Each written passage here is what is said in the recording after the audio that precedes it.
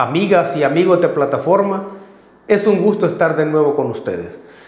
Un saludo a todos los salvadoreños y salvadoreñas que nos ven en México, Estados Unidos, Canadá, Nicaragua, Honduras, Suecia, Australia, Argentina. Un saludo muy especial a todos los que nos ven en el interior de nuestro querido país. Quiero saludar de forma muy especial a Víctor Portillo y a Douglas Bernal.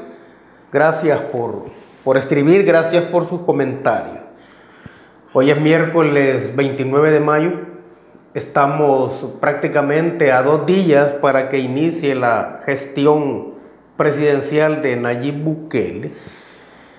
Y creo que es el momento para hablar de una serie de situaciones en torno a cómo llega Nayib a la presidencia y qué es lo que podemos esperar en toda su gestión. En primer lugar, hay que decir que el triunfo de Bukele el 3 de febrero de 2019 fue un triunfo político, electoral y sociológico. Fue un triunfo político porque prácticamente resquebrajó todo el sistema de partidos políticos tradicionales. Fue un triunfo electoral porque obtuvo una cantidad de votos realmente significativa, y esto que no hubo la afluencia de votantes que se esperaba. Y fue un triunfo sociológico también porque ese triunfo, esa llegada de Bukele a la presidencia, amparado por una fuerza política muy heterogénea que estaba organizada en torno al partido Nuevas Ideas, realmente también ha significado una reestructuración de los distintos sectores económicos que han estado detrás de los partidos políticos tradicionales. Ahora, el que digamos que el triunfo de Bukele fue un hecho histórico no significa, ese adjetivo cronológico no significa ningún tipo de signo en particular. Simplemente fue un triunfo histórico. Ahora, puede o no mantenerse como triunfo histórico, eso es otra cosa. Podría al final ser solo un accidente electoral, pero las señales que nos manda la realidad nos está diciendo que con Bukele podría inaugurarse otro tipo de forma de hacer la política en El Salvador. Hay varias razones para afirmar que fue un triunfo histórico o que fue un hecho histórico. En primer lugar, se le puso fin al bipartidismo real que existía en El Salvador, un bipartidismo entre el FMLN y Arena que fue incapaz de construir lo que en sociología llamamos revolución democrático-burguesa, que otros autores lo llaman transición democrática. Entonces, ese bipartidismo fue incapaz de cambiar la lógica política en este país. Con el triunfo de Bukele se le pone fin, en términos formales al menos, a ese bipartidismo.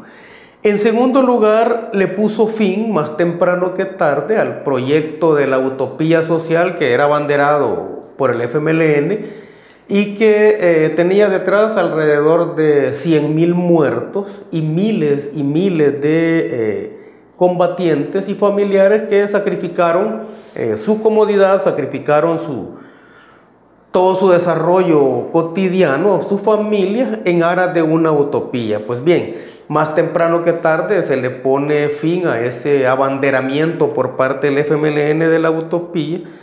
Y en tercer lugar, es un triunfo histórico porque con el surgimiento de Nuevas Ideas, como una agrupación muy heterogénea, digamos que se construye lo que podríamos llamar como las fuerzas de preizquierda en El Salvador. Esas fuerzas de preizquierda en El Salvador le dieron vigencia y contundencia a un nuevo instrumento de lucha sociopolítico, las redes sociales. Es más, las distintas teorías sociales deben retomar el impacto que estas redes sociales tienen para readecuar todo lo que se ha escrito en torno a los movimientos sociales y los grupos de presión. Ahora, las victorias o las distintas victorias que ha venido teniendo simbólicamente Bukele y Nuevas Ideas en sus distintas pugnas con la Asamblea Legislativa, así como el nivel de aceptación que este partido o movimiento, como le llaman algunos, Nuevas Ideas, está teniendo, son interesantes y son inesperadas porque En primer lugar, Nuevas Ideas no tiene una representación real ni formal en la Asamblea Legislativa. Y en segundo lugar, porque nunca se ha sometido a un proceso electoral. Entonces, si sale bien posicionado en la opinión pública, al menos eso indican las últimas dos encuestas que se han publicado. Este día salió la de la UCA, por cierto.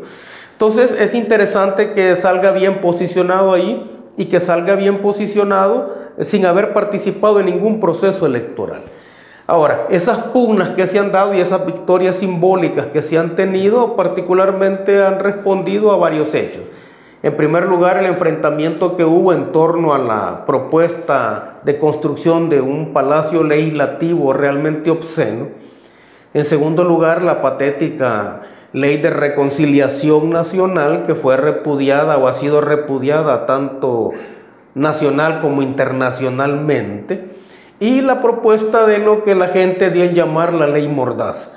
Esas pugnas, que a veces no han pasado de ser escaramuzas, si bien es cierto, no han cambiado formalmente la correlación de fuerzas al interior de la Asamblea Legislativa, sí vamos a decir que el dato interesante ha sido de que ha generado ciertas desobediencias en algunos diputados y diputaditos de las distintas fracciones legislativas.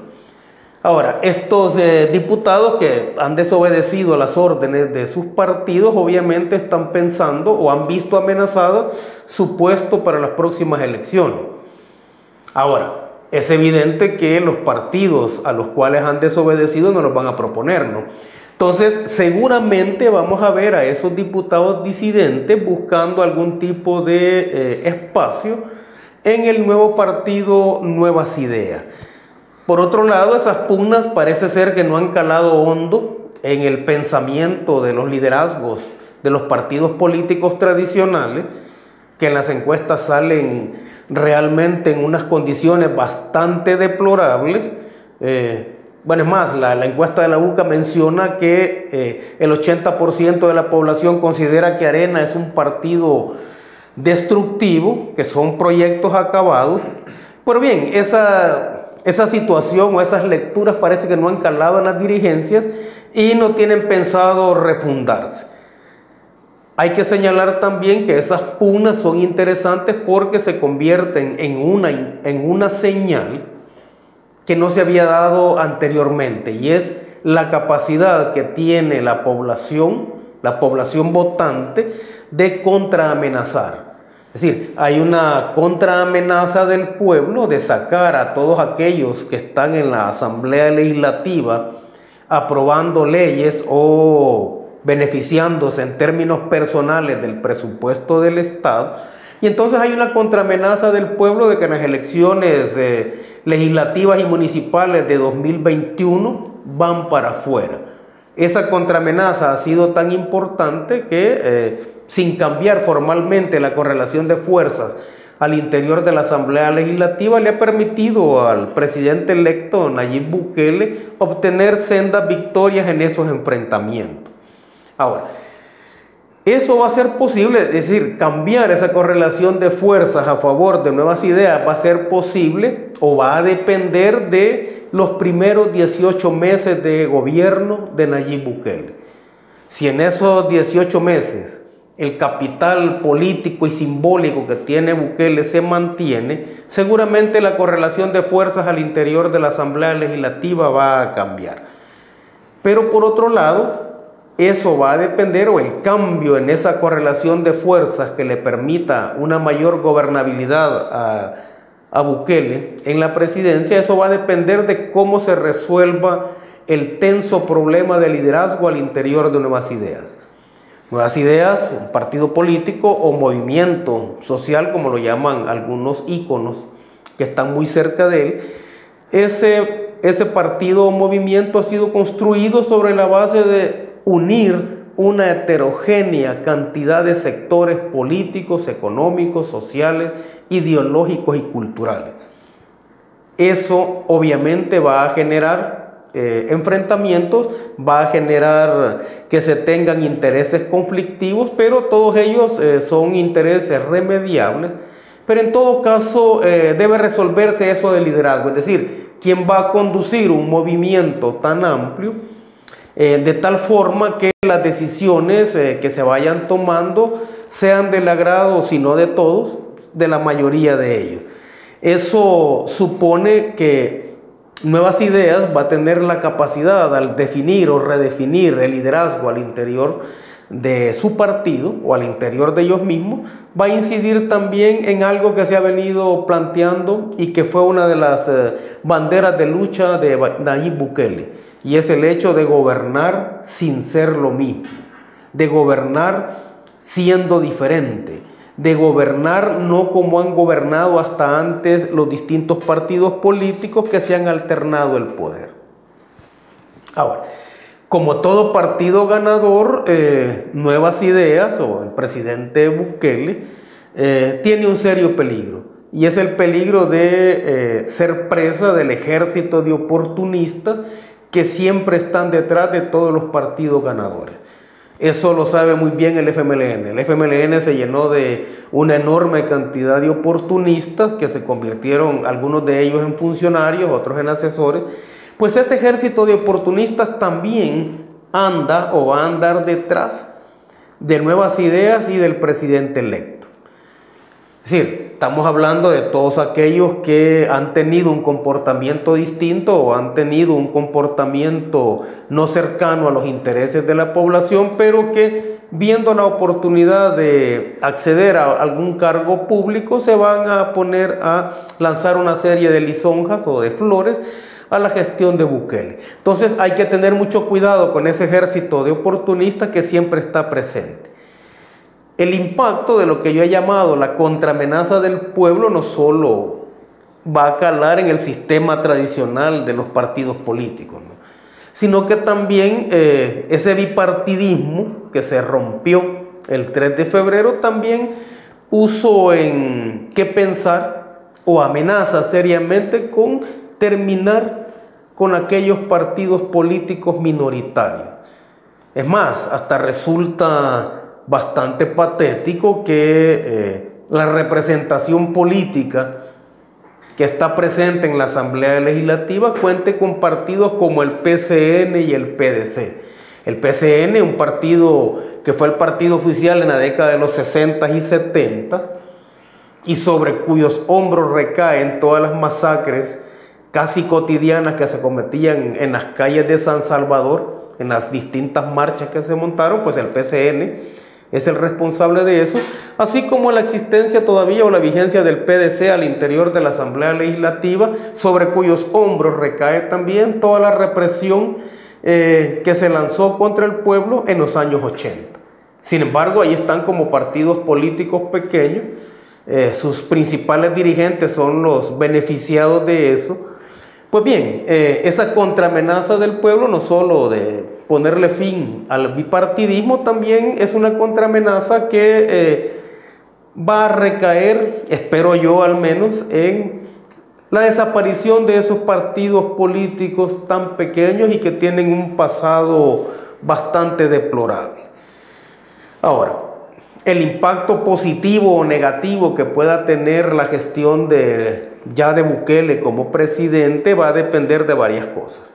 Una de ellas es el comportamiento cotidiano de la población, en el sentido de que sea un comportamiento no solo inteligente, sino que paciente, pero sin dejar de ser muy observador de todo lo que se está haciendo. En segundo lugar, va a depender también de la forma en cómo este nuevo gobierno se desempeñe.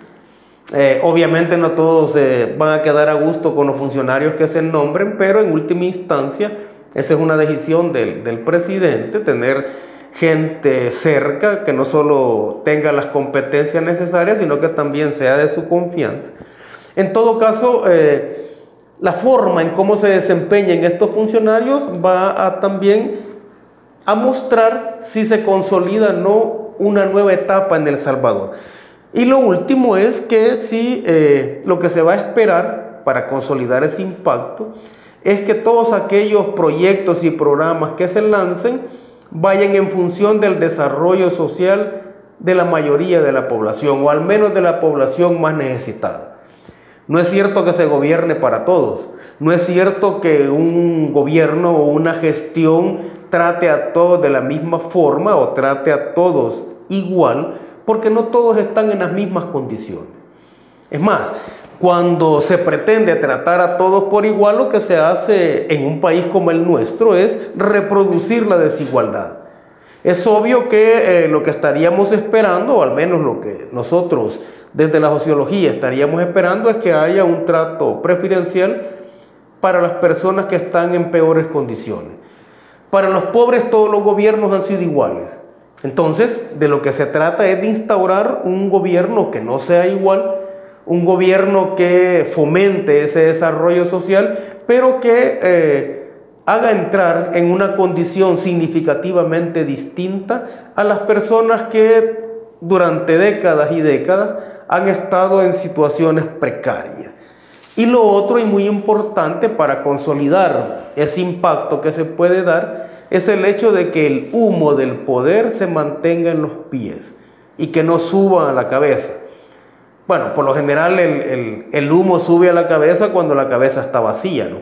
Pero en todo caso es de esperar que el humo del poder se mantenga en los pies, que el liderazgo se vaya convirtiendo de ser un liderazgo carismático a ser un liderazgo formal y convertirse al final en un liderazgo histórico.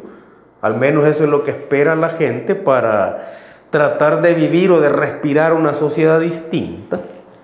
En todo caso, el punto es que ese liderazgo no se suba a la cabeza, que ese humo no se suba a la cabeza. Por el momento lo que podemos decir es que este 1 de junio simbólicamente se cierra el triunfo que se logró el 3 de febrero. Ese triunfo logrado el 3 de febrero y que formalmente se asume el 1 de junio nos indica varias cosas. En primer lugar, lo que la gente está esperando, que son muchas expectativas. O sea, después de vivir situaciones de corrupción, violencia, ingobernabilidad, impunidad, etc., la gente está esperando respirar un tipo nuevo de sociedad. Entonces, simbólicamente, este 1 de junio empieza esa posibilidad. Simbólicamente vamos a decir que el 3 de febrero se entró en la fase de la necesidad de un cambio, pero esa fase de la necesidad de un cambio que se logró el 3 de febrero culmina formalmente el 31 de mayo y el 1 de junio se inicia otra fase que yo denomino como la posibilidad de la concreción de ese cambio. Venimos de una situación en la cual sabemos que hay que cambiar. A partir del 1 de junio se entra en la fase o se entra en la etapa de saber qué tan posible es ese cambio. En la gestión de un país creo de que lo que menos debe pensar el gobernante es en distraerse en pequeñeces.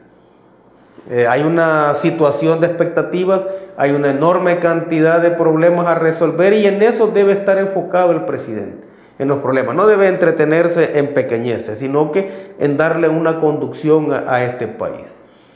El 1 de junio simbólicamente la gente va a acudir a la toma de posesión, una toma de posesión distinta. El pueblo va a caminar como el pueblo camina.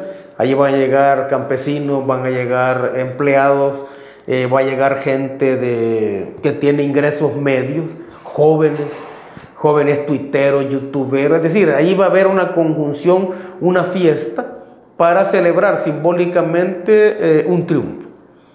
Ahora, esa gente debe mantener la esperanza. Esa gente debe mantener la ilusión. Nayib Bukele tiene un capital de aceptación bastante importante. Sin embargo, no tiene un cheque en blanco.